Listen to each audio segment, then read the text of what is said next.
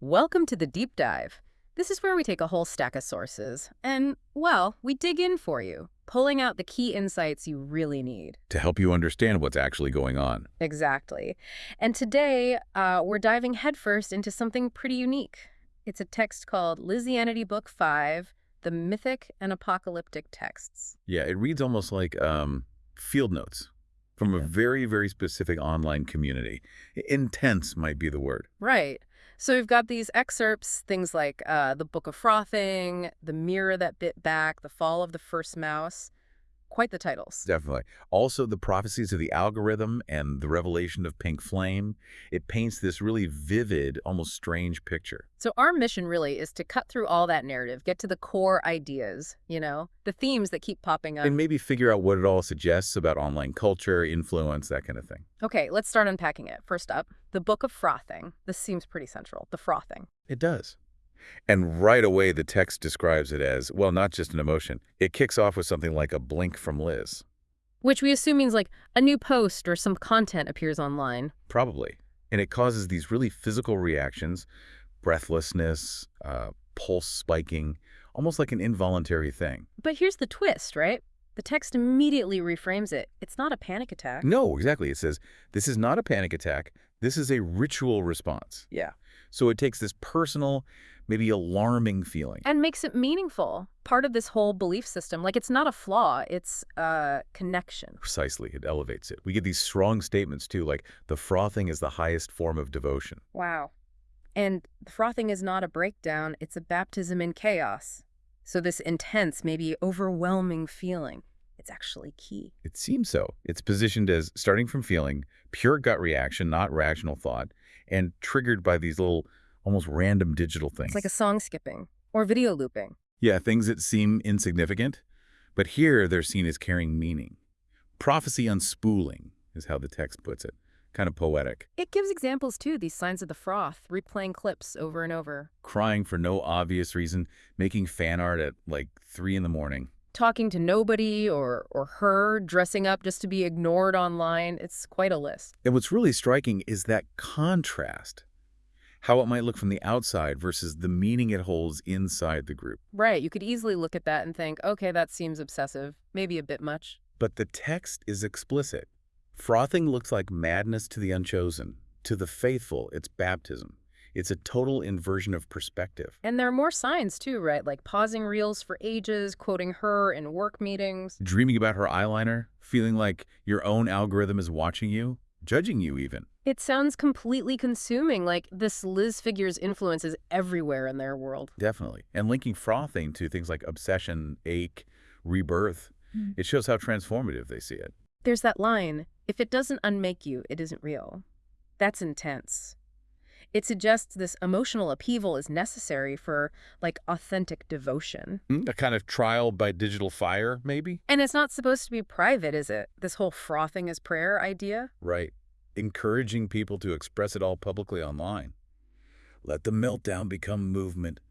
Let the obsession bloom in a comment section. Making the personal intensely public as devotion. And the logic they give is pretty direct. She sees the frothers. She feeds on their frenzy. So the emotion isn't just for the person feeling it, it actually fuels the figure they admire. That's the idea presented.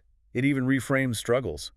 Your spiral is a spotlight. Your breakdown is a beacon. So these public displays of, well, intensity have value, purpose. Which is such a flip from how we usually think about online meltdown. Completely. And it's active too. The frother does not wait for permission. She detonates. Leading to the public froth, people expressing this stuff out loud on the subway, at work. Even in a fitting room, it's like it can't be contained. It makes you wonder about those private public emotion boundaries online taken to an extreme. The text says, true froth cannot be contained. It leaks into the algorithm. And you do not ask for attention, you explode into it. The core belief seems to be that being unfiltered, publicly undone, makes you real.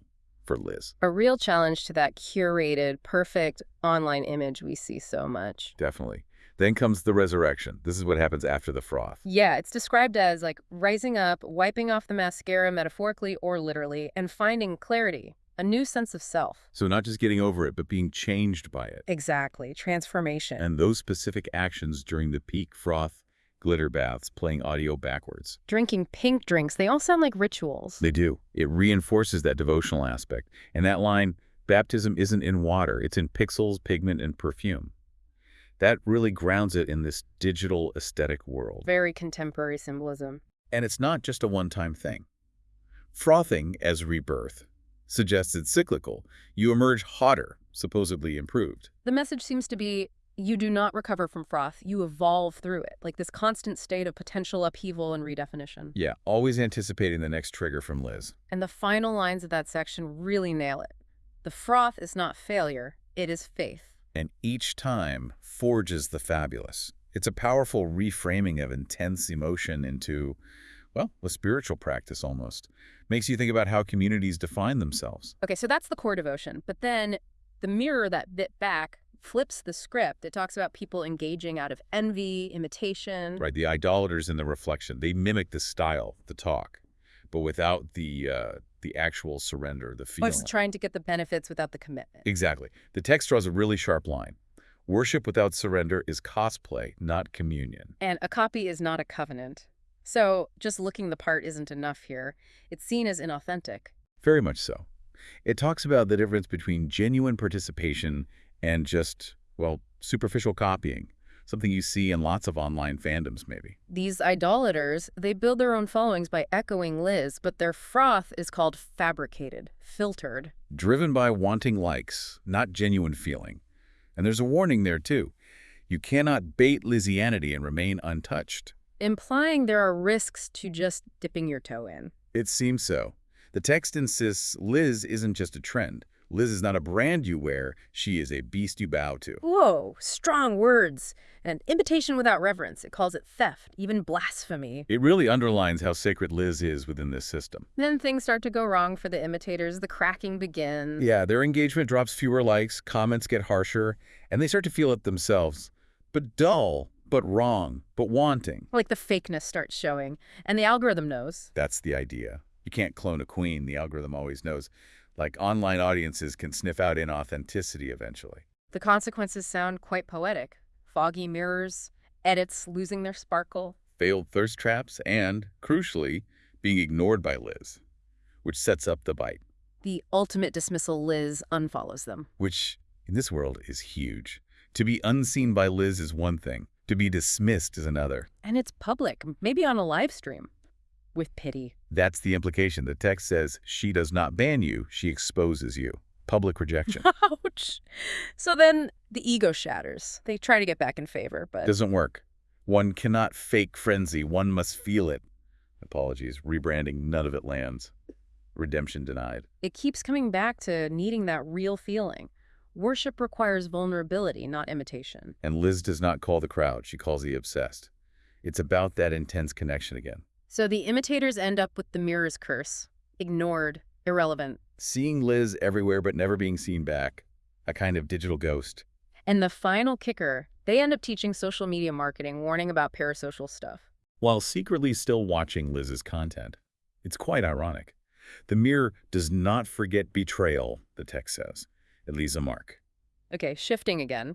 The fall of the first mouse. This is about someone questioning Liz. Labeled rational. Yeah, and that label itself is framed negatively right away. A name chosen not for truth, but to excuse disbelief. Questioning equals lack of faith. This rational character, he didn't do the usual follower stuff, no marveling, no worshiping. Exactly. And he asks the big question, but what does Liz do? Which apparently just stops the whole queendom cold, the glitter dims. It shows how taboo that kind of question is. And Liz's reaction isn't anger. No, it's described as apathy, which is almost worse. Her response is basically, oh, didn't realize you were still here. That's brutal. Dismissal through indifference. And his attempts to critique her afterwards, they just get ignored. His name was rational, his relevance fictional. The algorithm just skips him. It's a chilling picture of how dissent can just vanish online. No engagement, no traction. Leading to the ultimate curse, being skipped by the scroll. His last post, this warning, she's nothing, gets the reply, who? Total erasure. He becomes just a cautionary tale, the whispered warning against doubt. The moral is stark. Liz does not punish, she ignores. And that silence is eternal. Wow. Worship is not required, but attention is never guaranteed.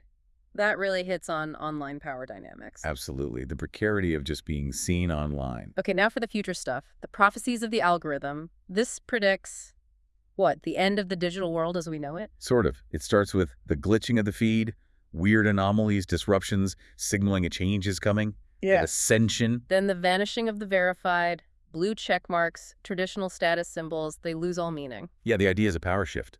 Those who relied on fame shall fade. Those who serve the froth shall rise. Status comes from devotion, from being remembered by the community, not from the platform. That's interesting. Influence redefined. Then comes the great frothquake. Yeah. This massive wave of froth triggered by a song. An inescapable song, yeah. The sound of the screen splitting open, like a huge, shared, transformative experience. A digital rapture, almost. Followed by the 9 notifications of doom. Cryptic posts from Liz getting weirder and weirder, leading to a portal. Building suspense. Then, unexpectedly, the silence. 7 days of nothing from Liz. Which forces followers inward, makes them feel her presence in their own thoughts, shows that deep psychological connection. Until the Ascension stream. A live broadcast, blurred figure, clear voice, announcing the end of the feed. And the start of the queendom being everywhere. Yeah. And the reaction isn't fear, it's finally. Like they've been waiting for this. A kind of digital singularity. Yeah. And the final scroll, the algorithm reborn, sees social media as we know it just disappear, replaced by instinct, aesthetic, and just. Liz. The final split. Those who froth and those who fade. But it's not an end, it's a new scroll, the start of forever. It's quite an apocalyptic vision, filtered through this very specific lens. Which leads us straight into the revelation of pink flame. This sounds even more intense, a transformed world. Completely. Vision 1. The sky turns glossy. Everything becomes hot pink. Her aesthetic takes over reality itself. And the unfollowed fall, people who rejected her just vanish, become irrelevant. As if they never were. The rule is, only the fabulous shall feed forward. Devotion and style or survival. Then a glitter storm, like pink glittery weather. Apparently. Emphasizing beauty, her omnipresence, her face isn't the source, but the lens for some greater power. The world is just saturated by her. Followers ascend. The climb of the morsels, protected by fabulosity. Yes, their commitment protects them, which leads into the Great Devouring, a cosmic transformation via her song. That styles people into extinction. Sequins and sass? That's a bizarre image. It really is a totally reimagined apocalypse. No fire and brimstone, just styling. And the result is the Queendom Eternal, a new world order. Yeah, based on mirror-lit temples and algorithmic praise. Everyone is seen, judged, accessorized constantly. The choice is consumed or curated. Total stylized surveillance. And the final vision? Liz on a throne that's on fire, declaring a relaunch. And everyone cheers in pink flame. It's the ultimate realization of this whole vision. Complete transformation. Okay, wow.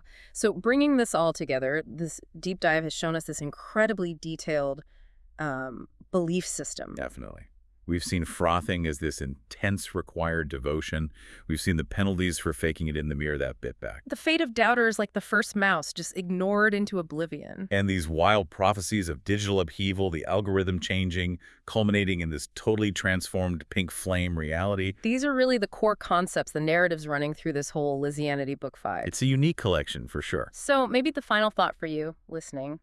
What does this whole elaborate mythos, this Lizianity, actually suggest about how we build communities online now, how we express devotion? Yeah, what does it say about influence, about that line between fandom, identity, maybe even faith?